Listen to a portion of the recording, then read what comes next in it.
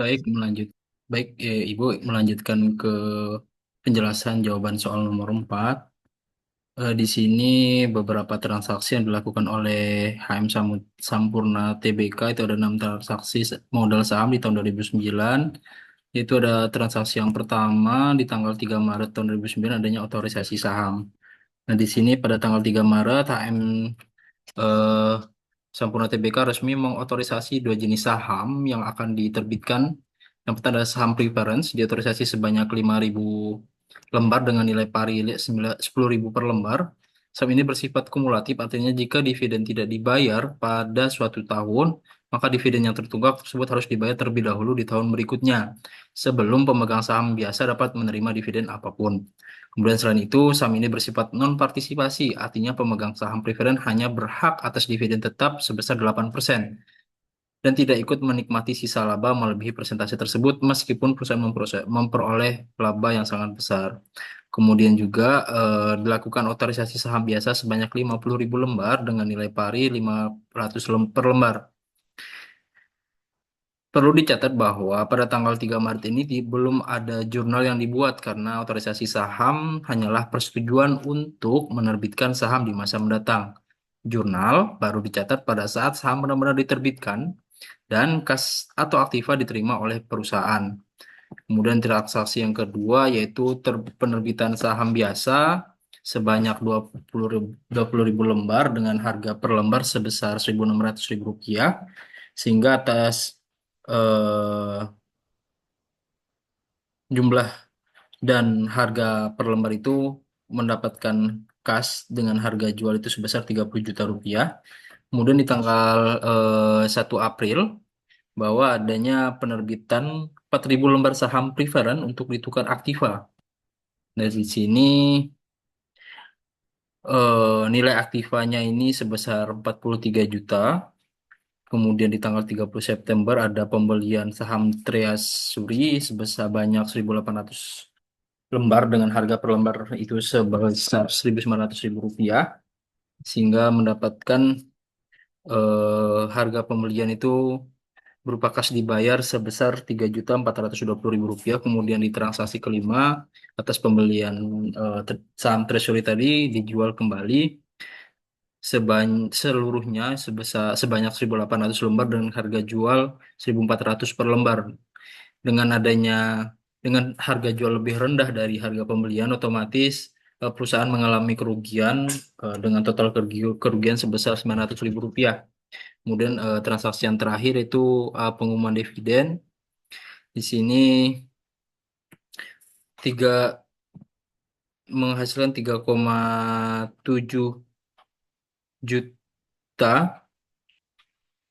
Ini hasil dari dividen saham preference dan saham biasa. Dari keenam transaksi ini hanya transaksi di tanggal 3 Maret yaitu berupa otorisasi saham seperti yang tadi disampaikan, tidak ada jurnal.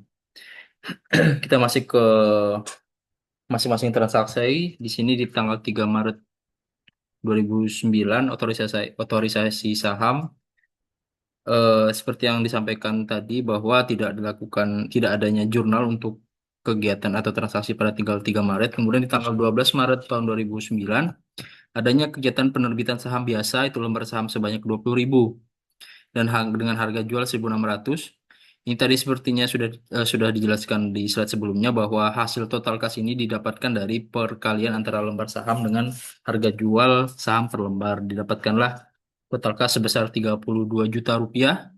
Dengan nilai pari ini perkalian antara jumlah lembar saham dikali dengan nilai pari saham biasa itu 500 rupiah per lembar, sehingga menghasilkan total nilai pari seharga 10 juta rupiah. Untuk agio atau selisihnya itu dihitung dari pengurangan dari total kas dikurang dengan nilai pari mendapatkan 22 juta dengan jurnal sebagaimana tertampil di layar.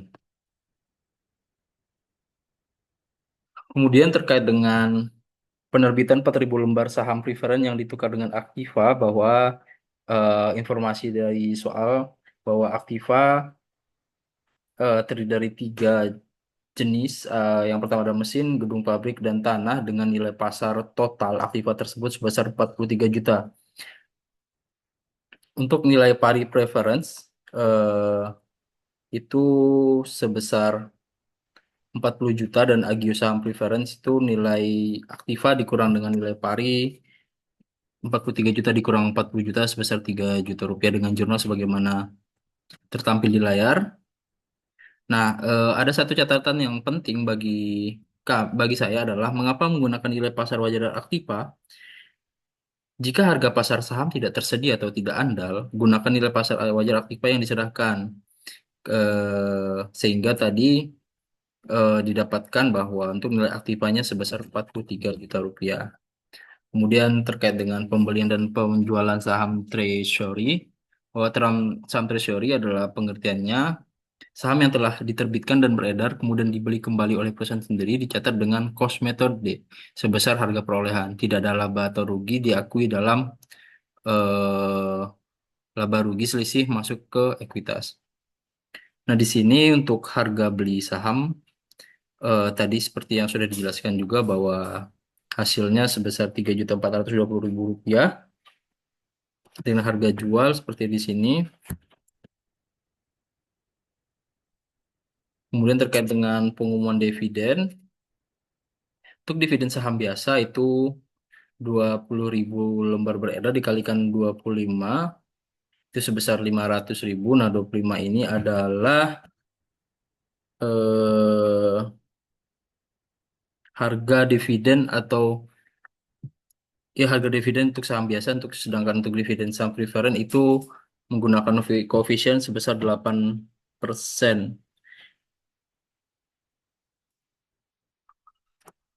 hingga menghasilkan dividen 3.700.000 dengan jurnal sebagaimana tertampil di layar. Baik, itu jawaban untuk soal nomor 4. Saya lanjutkan ke soal nomor 5.